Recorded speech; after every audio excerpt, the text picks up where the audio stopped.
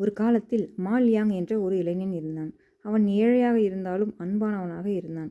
மற்றும் அவன் எல்லா இடங்களிலும் அழகாக படங்களை வரைந்து வைப்பதில் அவனுக்கு பெரிதும் ஆர்வம் இருந்தது. ஒரு நாள் அவனுக்கு ஒரு கனவு வந்தது. ஒரு முதியவர் அவனிடம் ஒரு மந்திர வண்ணத் தூரிகையை கொடுத்து அதை பயன்படுத்தி ஏழை மக்களுக்கு உதவும்படி கூறிவிட்டு மறைந்து விடுகிறார். அவன் கனவில் இருந்து விழித்தெழுகையில் அந்த மந்திர வண்ணத் தூரிகை மேஜை மீது இருப்பதைக் கண்டான். அன்றிலிருந்து அவன் ஏழை மக்களுக்கு உதவி தேவைப்படும் பொழுதெல்லாம் அந்த மந்திர வண்ண தூரிகையை பயன்படுத்த ஆரம்பித்தான். ஏழை விவசாயிகள் தங்களது வயல்களில் தண்ணீரில்லாமல் வாடுவதைக் கண்டால் அவன் ஒரு ஆற்றை வரைந்திடுவான். உடனே அந்த ஆறு உண்மையாகவே நீர் பெருக்கெடுத்து ஓடத் தொடங்கிவிடும். அந்த ஏழை விவசாயிகளும் அந்த ஆற்று நீரை தங்கள் வயல்களுக்கு பாய்ச்சி தங்களது பயிர்களை காப்பாற்றிக் கொண்டனர்.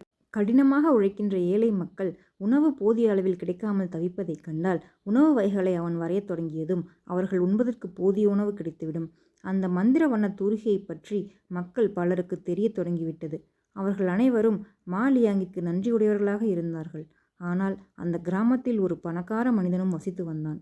அவனோ மகா கஞ்சன். அவன் அந்த இளைஞனிடமிருந்து அந்த வண்ணத் தூரிகையை களவாடி அதை கொண்டு பெரும் பணம் சம்பாதிக்கலாம் என்று பேராசை கொண்டான்.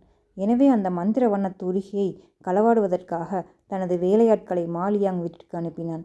அந்த மந்திர வண்ணத் தூரிகையை கைப்பற்றியதும் அந்த கருமி மிக்க மகிழ்ச்சி அடைந்தான். தன் நண்பர்களிடம் தனது வீட்டிற்கு வந்து தனது புதிய பொருட்களை பார்க்கும்படி அழைப்பு விடுத்தான். அவர்கள் அங்கே வந்ததும் அந்த மந்திர வண்ணத் தூரிகையை கொண்டு பல படங்களை வரைந்து தள்ளினான். ஆனால் அவை எதுவுமே உண்மையான உருவமாக மாறவில்லை. தனது வண்ணத் தூரிகை வேலை செய்யாமல் போனதைக் கண்டு மிக்க ஆத்திரம் கொண்டான். எனவே மாலியாங்கை தன் இல்லத்திற்கு கடத்தி கொண்டு வர வைத்தான். அவன் மாலியாங்கிடம், இந்த வண்ணத்தூரிகை கொண்டு சில படங்களை எனக்கு வரைந்து கொடு. அவை உண்மையான உருவங்கள் ஆனதும் உன்னை விடுதலை செய்து விடுகிறேன் என்றான். இத்தகைய ஒரு மோசமான மனிதனுக்கு உதவுவதற்கு மாலியாங் விரும்பவில்லை. எனவே ஒரு யோசனை செய்தான். மாலியாங் அவனிடம், என்ன படம் வரைய வேண்டும் என்று நீ விரும்புகிறாய் என்றான். அந்த மோசமான பணக்காரனோ, ஒரு தங்க மலையை வரைந்து கொடு. அங்கே நான் சென்று தங்கத்தை அள்ளி கொண்டு வரப்போகிறேன் என்றான். மாலியாங் உடனே ஒரு கடலை வரைந்தான். பணக்காரனோ, என்ன இது, ஒரு கடலை வரைந்திருக்கிறாய்? எனக்கு ஒரு தங்க மலை வேண்டும், அதை உடனடியாக வரைந்து கொடு என்றான். மாலியாங்கும் உடனே ஒரு தங்க மலையை வரைந்தான். ஆனால் அது அந்த கடலில் இருந்து வெகு தூரத்தில் இருந்தது. பணக்காரனும், ஒரு பெரிய கப்பலையும் வேகமாக வரைந்திடு, அதில் சென்று நான் தங்கம் சேகரிக்க வேண்டும் என்றான். மாலியாங்கும் அமைதியாக புன்னைத்து கொண்டான். ஒரு பெரிய கப்பலை வரைந்தான். அந்த கப்பலுக்குள் அந்த பணக்காரன் தாவி ஏறிக்கொண்டான். தங்கத்தை எடுப்பதற்காக கடலுக்குள் விரைந்து சென்றான்.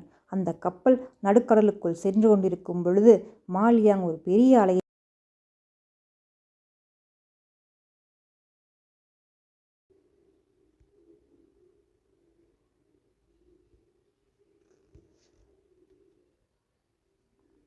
அந்த கப்பல் நடுக்கடலுக்குள் சென்று கொண்டிருக்கும் பொழுது மாலியாங் ஒரு பெரிய அலையை வரைந்தான்.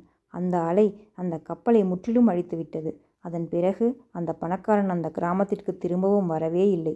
அதன் பிறகு மாலியாங் தன் குடும்பத்துடன் மகிழ்ச்சியாக வாழ்ந்தான். தனது கனவில் அந்த முதியவர் கேட்டுக்கொண்டது போல அந்த மந்திர வண்ணத் தூரிகையை பயன்படுத்தி ஏழை மக்களுக்கு உதவத் தொடங்கினான். அவனை அனைத்து ஏழை மக்களும் பாராட்டினார்கள்.